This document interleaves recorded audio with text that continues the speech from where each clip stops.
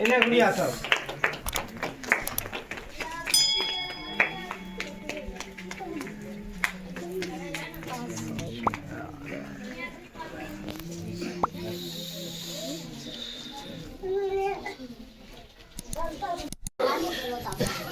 खुशी की बात यह है कि आज हमारा जो समाज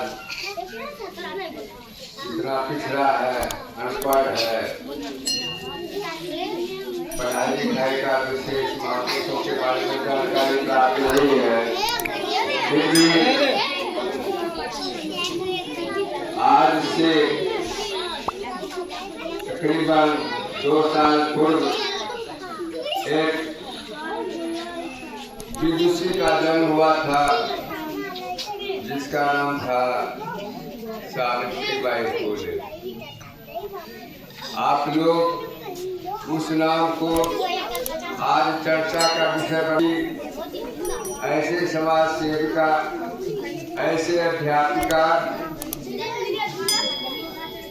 खास करके अछूतों को उद्धार के लिए जो किया उसके बारे में जानने की कोशिश की। हम भले ही समाज से पिछड़ गए हों, समाज से पिछड़ा दिया गया हो, लेकिन हमारे समाज में भी कदा-कदा महापुरुषों का, विदुषी महिलाओं का जन्म हुआ है। आज हर वर्ग के लोग अपने पूर्वजों की याद में इतिहास को पलटना शुरू कर दिया है और जो समाज अग्रणी है वो अपने समाज के पूर्वजों को याद करते हैं, लेकिन हम उसमें पीछे हैं। हमारे प्राचीन काल के कितने महापुरुष हुए, कितने सम्मानित व्यक्ति हुए जिन्होंने अपने कारनामे से बहुत सारे काम किया, उनके बारे में हमें जानकारी नहीं है। इसलिए इतिहासकारों ने हमारे बारे में लिखना ही छोड़ दिया। ब्राह्मणवादी व्यवस्था में हमारे लोगों को किसी ने लिखा ही नहीं है, चाहे इनका काम कितना ही अच्छा हुआ हो, कितना भी संघर्ष किया हो, उनके बारे में उन्होंने लिखा ही नहीं।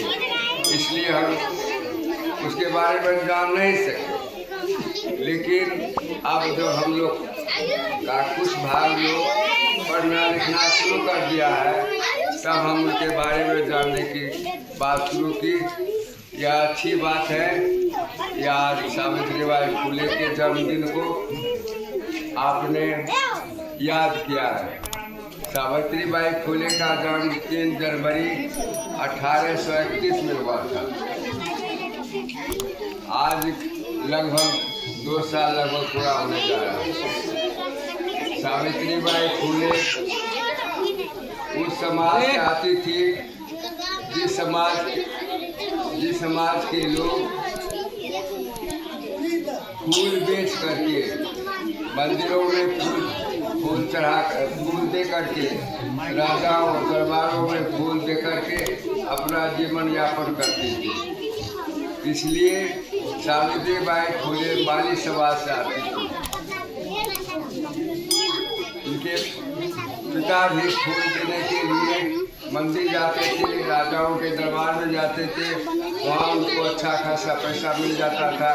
इसलिए उनका जीवन लगभग अच्छा से गुजर रहा था और समाज में इनको मान सम्मान भी मिलता था। सावित्रीबाई फुले इनके जब निकाल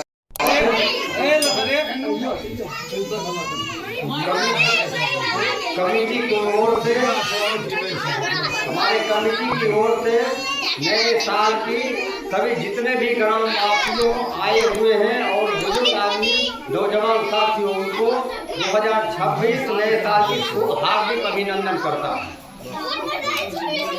आज एक सावित्रीबाई फुले का जो दिवस मनाने के लिए जाते हैं, इनका कर्तव्य जो है बहुत दिन पहले की ये कहानी है, जो गरीब के प्रति महिला पुरुष बच्चे के लिए ये ऐसा महिला थी, ऐसा ये पुरुष था, ऐसा सोचा था कि हमारे समाज को नीचे बरगलाया मूर्ख रख करके, इसलिए जागने के लिए वो पहला भारत की महिला और पुरुष वो थी जो स्कूल खोलवाया था कि हमारे आदमी कैसे शिक्षित हो, कैसे अच्छा बने समाज के हित में, जो हम इनके चंगुल से ऊपर उठे। तो ये पूरा भारत, पूरा देश के लिए उन्होंने ये महिला और पुरुष सोची थी कि हमारा आदमी कैसे जागरूक बने, कैसे शिक्षित बने। तो हमसे ये आग्रह है कि हमारे समाज अपने अपने घर, अपने मोहल्ला समाज के लिए हित में बात करें, अच्छे आचरण दे बच्चे को, ऐसे अच्छा शिक्षा, अच्छा काम और अच्छा वातावरण की ओर चले। इतना ही कहकर हम अपना बात को विराम रखते हैं, और भी लगता है कि अपना बात रखते हैं।